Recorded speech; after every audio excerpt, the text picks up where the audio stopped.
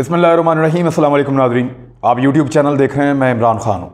ये नाज़रीन, मरीम नवाज़ साहिबा ने जो कहा ना कि मैम आप अगली प्लानिंग करने में मसरूफ़ हैं या खामोश हो गई हैं, ये एक सवाल उन्होंने अपने ही ट्विटर अकाउंट से, सोशल मीडिया के अकाउंट से पूछवाया।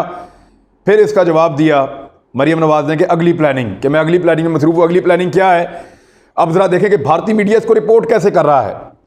भारतीय मीडिया मरीम नवाज़ हमेशा एक जैसी बात करते हैं, वो भी पाक फ़ौज को गाली देता है, वो भी मरीम नवाज़ भी देती हैं, वो भी पाकिस्तानी रियासती इदारों से लड़ते हैं, वो भी लड़ते हैं, वो भी पाकिस्तान को दुनिया में एक गलत इमेज दुनिया के अंदर पाकिस्तान का रखते हैं।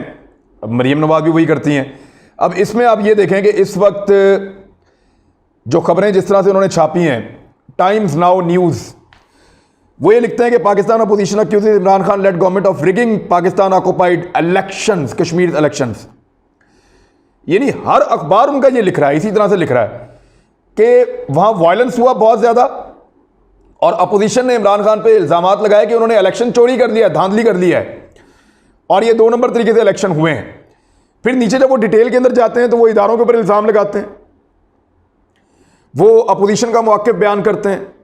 लेकिन ऐसा महसूस हो रहा है कि इंडियन मीडिया ने इस इलेक्शन को ऐसे लिया कि जैसे ये पाकिस्तान और इंडिया का इलेक्शन था और इंडिया हार गया है।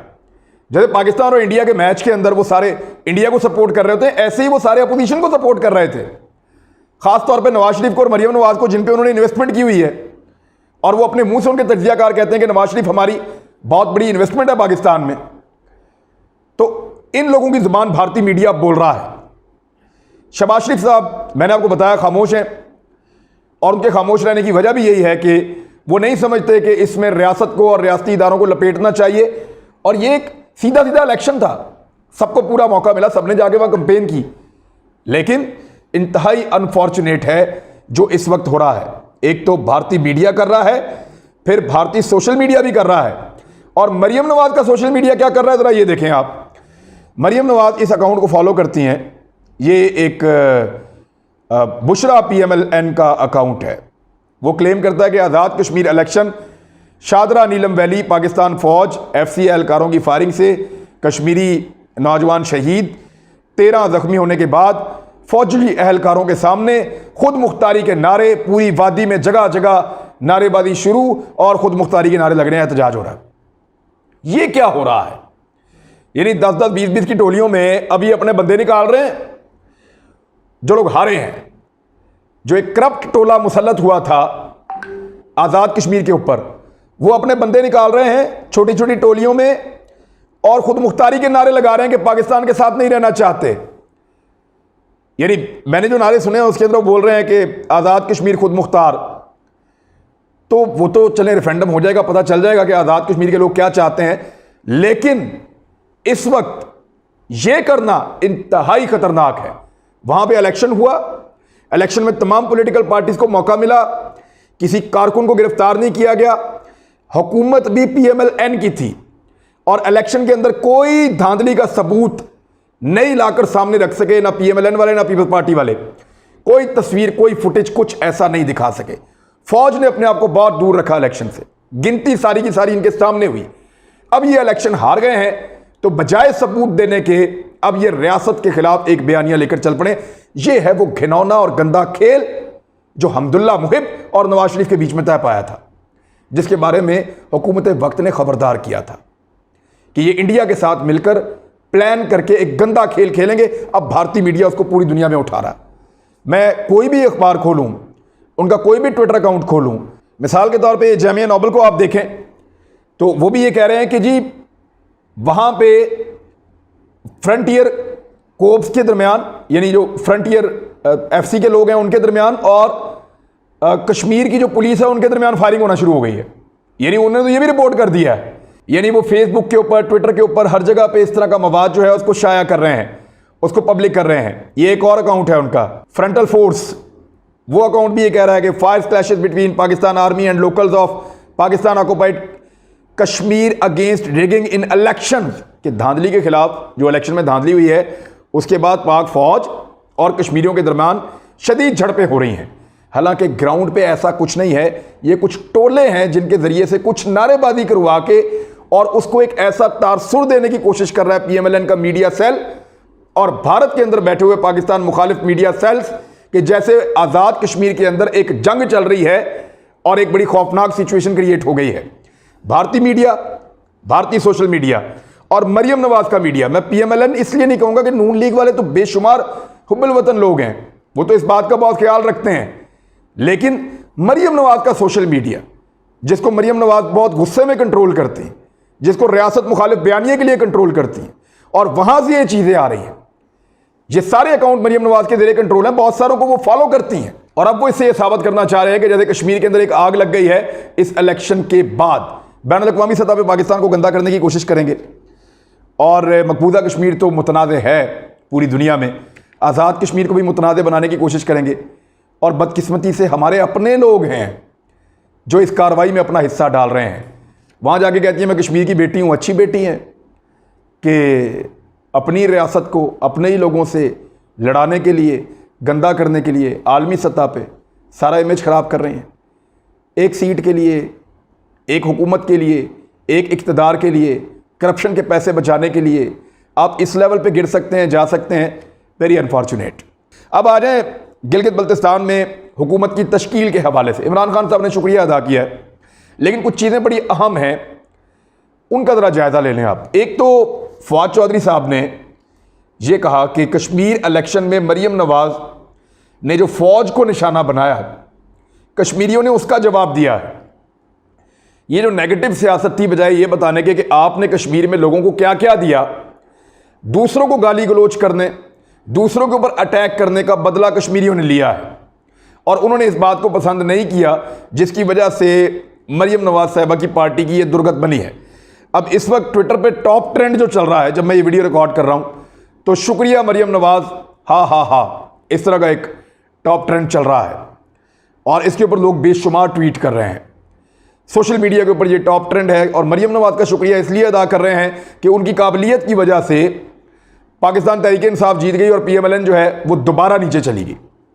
अब अगर आप थोड़ा गौर करें तो मरियम नवाज साहिबा जब सियासत में आई तो उनके वालिद वज़ीर आज़म थे पाकिस्तान के। सबसे पहले उन्होंने सियासत में आने के बाद अपने वालिद साहब को फारिग किया। उनकी सियासत की वजह से है ना, वो खुफिया मुलाकातों की टेप करती थी, रिकॉर्डिंग्स, कुछ डॉन लीक्स करवा दिया, कभी कुछ कर दिया, बहुत सारी चीज़ों में ये शामिल रही हैं। तो इन्होंने सबसे पहले अपने वालिद साहब की इदारों से लड़ाई करवाई और फिर नवाज शरीफ साहब को पनामा में इतने गंदे तरीके से डिफेंड किया। कभी कैलेबरी फॉन्ट ले आई, कभी जाली स्टेटमेंट दे दिए, कभी कोई स्टेटमेंट दे दिया। अपने वालिद को निकालने के बजाय उल्टा फंसा दिया मरियम नवाज ने। तो नवाज शरीफ साहब वज़ारत उज़्मा से गए, फिर पीएमएलएन की हुकूमत ख़त्म हो गई, फिर पंजाब से भी पीएमएलएन ख़त्म हो गई। यानी अब जनूबी पंजाब में पीएमएलएन नहीं है, अपर पंजाब में पीएमएलएन नहीं है, जहां पे वो बढ़ रही थी शहबाज शरीफ साहब की मेहनत की वजह से। शहबाज शरीफ साहब ने क्या किया वो भी बताता हूं आपको मैं, ये बड़ी इंटरेस्टिंग चीज़ है। ये मेहनत की वजह से जो है वो शहबाज शरीफ साहब की जनूबी पंजाब में, अपर पंजाब में पीएमएलएन आहिस्ता आहिस्ता बढ़ रही थी, लेकिन वापस उसको सेंट्रल पंजाब में महदूद कर दिया। अब वो दोबारा जीटी रोड की जमात बनती जा रही है, थोड़ा मुल्तान रोड, थोड़ा जीटी रोड, हल्का सा मोटरवे, बस ये सेंट्रल पंजाब की एक जमात दोबारा बनती जा रही है और वहां से भी अब ये डैमेज हो जाएंगे। तो मरियम नवाज साहब ने पंजाब भी फारिग करवाया, सिंध भी फारिग करवाया, केपी में भी सीटें अपनी कम करवा दी, बल्कि फारिग करवा दी, सेनेट में भी, बलूचिस्तान में लोग छोड़ के चले गए मरियम नवाज साहबा की पॉलिसी की वजह से। गिलगित बल्तिस्तान के इलेक्शन में गई, वो भी हार गई। अब आज़ाद कश्मीर के इलेक्शन में गई, वो भी हार गई। यानी ये एक आखिरी हुकूमत उनकी रह गई थी पाकिस्तान में, जहां पे वो कह सकते थे कि पाकिस्तान में ये एक खित्ता है जहां पे पीएमएलएन की हुकूमत है, वो भी उनके हाथ से अनफॉर्चुनेटली गई। तो मरियम नवाज साहबा की पॉलिसी अगर ये रही तो ये दोबारा कभी भी ऐसे इक़्तिदार में नहीं आ सकेंगे, क्योंकि वो गुस्से वाली पॉलिसी है, वो लड़ाई वाली पॉलिसी है, तसादुम वाली पॉलिसी है, पाकिस्तानियों को लड़ाने वाली पॉलिसी है। बहुत लड़ दिया पाकिस्तानियों ने 80s में, 90s में। मेरे ख्याल में अब आगे बढ़ने का वक्त है और लड़ाई के बजाय एहतसाब किया जाए जिन्होंने करप्शन किए, और कानून के मुताबिक सबको कानून के दायरे में लाया जाए। अब ये वो वक्त है और लोग बहुत सियाने हैं, लोगों को समझ आ गई है। लोग आपके जलसे जुलूसों में तो आ जाते हैं, लेकिन उनको पता है कि कौन क्या कह रहा है और कौन कहां से बोल रहा है।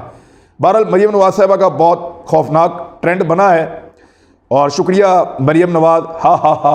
और ख़ास तौर पे जो उनका गिलास है मशहूर गिलास जो हर इंतखाब में उनके साथ होता है, हर तस्वीर में उनके साथ होता है, उसके ऊपर लोग बड़े वो जुमले कस रहे हैं कि ये कोई शायद कोई जादू का गिलास है, कोई इस तरह की चीज़ लोग कह रहे हैं। मैं इससे इत्तेफाक नहीं करता, वो एक गिलास ही है सिर्फ, लेकिन लोग उसके ऊपर भी मजाक उड़ा रहे हैं, तो लोग मौका हाथ से जाने नहीं देते। अब आप ये देखें कि शहबाज शरीफ साहब ने क्या किया। शहबाज शरीफ साहब का ट्विटर जो सबसे मेन टूल है आजकल अपने जज्बात के इजहार का, वहीं से मरीम नवाज साहबा जज्बात का इजहार कर रही हैं। प्राइम मिनिस्टर भी करते हैं, शहबाज शरीफ साहब भी करते हैं, सब करते हैं, नवाज शरीफ भी आजकल उसको इस्तेमाल करते हैं। तो शहबाज शरीफ साहब ने जो क्विक रिस्पॉन्स फोर्स है पाकिस्तान की फ़ौज की, जो सिक्योरिटी के फ़राइज़ सर अंजाम दे रही थी आज़ाद कश्मीर के इलेक्शन में, उनके 4 अहलकार शहीद हो गए थे, खाई में गिर गई थी उनकी वैन। इंतहाई अफसोसनाक वाक़या था। इस पर उन्होंने अफसोस का, हमदर्दी का इजहार किया है और दुआ भी की है। यानी ट्विटर के ऊपर वो एक्टिव हैं, वो बीमार नहीं हैं, चीज़ों से बाखबर भी हैं और कोई आराम पे भी नहीं गए हुए। लेकिन उन्होंने धांधली के ऊपर कोई ट्वीट नहीं किया, कोई बात नहीं की कि धांधली हो गई हमारे साथ, हमारा बेड़ा गर्क हो गया। मैंने आपको कल बताया था वीडियो में, लास्ट वीडियो में मैंने आपको बताया था कि शहबाज शरीफ साहब ही इज़ हैप्पी, वो खुश हैं और वो ये कह रहे हैं कि अच्छा हुआ, इनको हारना चाहिए था, इन्होंने मेरी बात नहीं मानी, ये इदारों से लड़ रहे हैं, ये पाकिस्तान के अंदर तसादुम की सियासत कर रहे हैं। इस तरह लोग बात नहीं मानेंगे, लोग आपके पीछे नहीं आएंगे, नफरत की सियासत को कहां तक ले जाओगे। तो शहबाज शरीफ साहब इदारों के साथ लड़ने के हक में नहीं है, रियासत मुखालिफ बयानियां अपनाने के हक में नहीं है, शहबाज शरीफ साहब फौज से टक्कर देने के हक में भी नहीं है, और शहबाज शरीफ साहब इंडिया का आलाकार बनने के हक में भी बज़ाहिर नहीं है। और इस बुनियाद पे ही वॉज हैप्पी, वो खुश थे कि अच्छा हुआ कि मरीम नवाज ने अपना करके देख लिया, गिलगित बल्तिस्तान में भी हार गई, यहां पे करके देख लिया, यहां बिलावल से भी हार गई। इमरान खान से तो हारना सब कह रहे थे कि हार जाएंगे, लेकिन बिलावल से भी हार गई। बहुत बुरी दुर्गत बनी, बहुत बुरी हालत हुई। और जब लीडरशिप का तकाबली जायजा हुआ तो मरीम नवाज साहबा आखिरी नंबर पर आई कि सबसे कम मकबूल गैलप सर्वे के मुताबिक आज़ाद कश्मीर में मरीम नवाज साहबा थी। तो मरीम नवाज साहबा के हवाले से और धांधली के हवाले से शहबाज शरीफ साहब ने कोई ट्वीट नहीं किया। उनके ऊपर दबाव डाला जा रहा है कि आप स्टेटमेंट दें, ये मेरे पास इंफॉर्मेशन है और मैं आपको दे रहा हूं कि शहबाज शरीफ साहब पे दबाव डाला जा रहा है इस बारे में कि आप धांधली के बारे में स्टेटमेंट जारी करें। बहुत मुमकिन है आने वाले घंटों में वो जारी कर दें, लेकिन 24 घंटे से ज़्यादा गुजरने के बावजूद जारी ना करना ये बहुत इंपॉर्टेंट है और ये मानी खेज है। और जो लोग सियासत को समझते हैं वो जान सकते हैं कि लड़ाई के बाद जो मुक्का याद है वो अपने मुंह पे मार देना चाहिए। बहरहाल शहबाज शरीफ साहब ने यह साबित किया कि वो खुश नहीं हैं नवाज शरीफ और मरीम नवाज की पॉलिसी से। ख़ास तौर पे ये जो मुलाकात हुई है इसको तो बिल्कुल वो डिफेंड नहीं कर सकते। जो हमदुल्ला मुहिब के साथ एक मुलाकात हुई नवाज शरीफ साहब की, और उससे पहले आरिफ भट्टी साहब ने खबर दी है कि वो CIA से मिला, यानी CIA के खुफिया एहलकारों से हमदुल्ला मुहिब मिलता है, उसके बाद नवाज शरीफ से मिलता है और उसके बाद इंडियन खुफिया एहलकारों से मिलता है। यानी ये सीक्वेंस है मुलाकातों का। और फिर नवाज शरीफ साहब की वो वीडियो जारी कर देता है, फिर मियां साहब को ओन करना पड़ता है, फिर वो उसके ऊपर स्टेटमेंट जारी करते हैं और पूरा का पूरा इलेक्शन उनका फारिग हो गया। इलेक्शन हारने की एक बड़ी वजह यह है। अब तक के लिए इतने, अपना ख्याल रखिएगा, अपने इस चैनल का भी। अल्लाह हाफ़िज़।